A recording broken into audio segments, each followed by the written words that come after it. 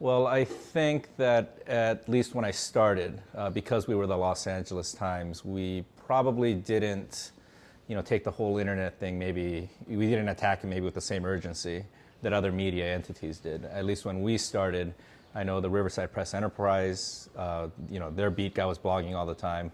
The LA Daily News, their beat guy was blogging all the time. And I believe that, the papers that covered the team, we were probably the last ones that came in and did that. And I think that it was because we had a lot of confidence in the paper product. Well, in 2000, everything was pretty much a set routine every day. You'd show up at the park at a certain time, you would go to the clubhouse at a certain time, you would have 3 note ideas in mind and who you were going to talk to, hit them, bang, bang, bang. You could go upstairs, write up those 3 notes, figure out which one you knew beforehand, which one was going on the top. Well, that was the best part. That was the best part, was seeing how creative the newspapers would get, especially, the New York Post is legendary. But the headlines and the pictures, and it was holding that newspaper in your hand and flipping through the pages and reading the various articles on your team's win or loss. But yeah, it was something to look forward to. Give an example of the deadlines that you were under as a newspaper reporter 10 years ago, even 5 years ago, and the deadlines that everybody is under nowadays. Well, I thought they were pretty tough when I was working back east. So I worked in New York and covered the Yankees. We had 3 deadlines a day. I had to write an early, a running, and then a sub that had quotes in it. I used to be a health reporter at the Register.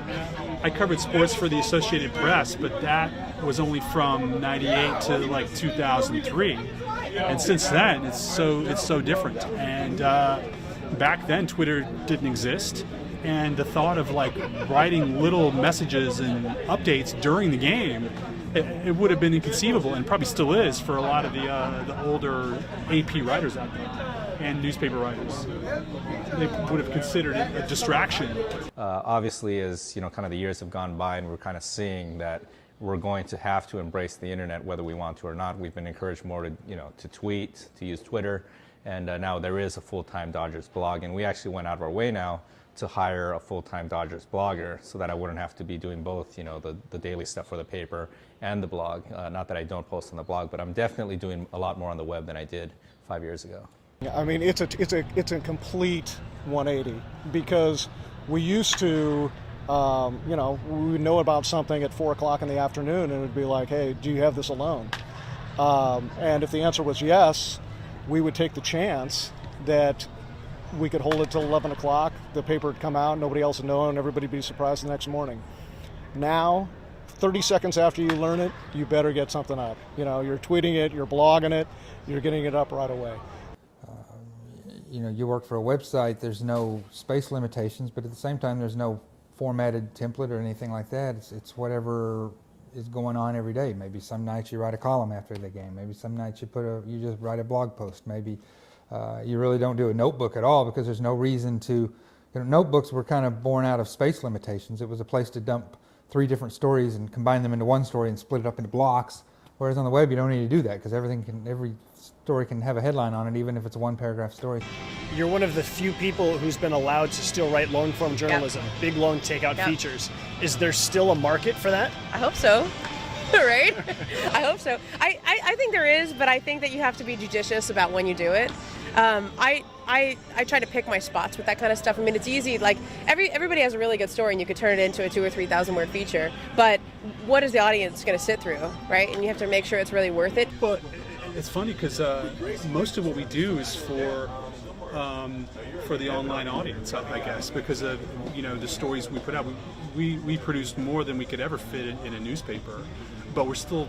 You still have to be conscious of the print deadline. Most nights our deadline for the print edition is about 10:30 p.m. So the game Wednesday night at Dodger Stadium ended at exactly 10:20.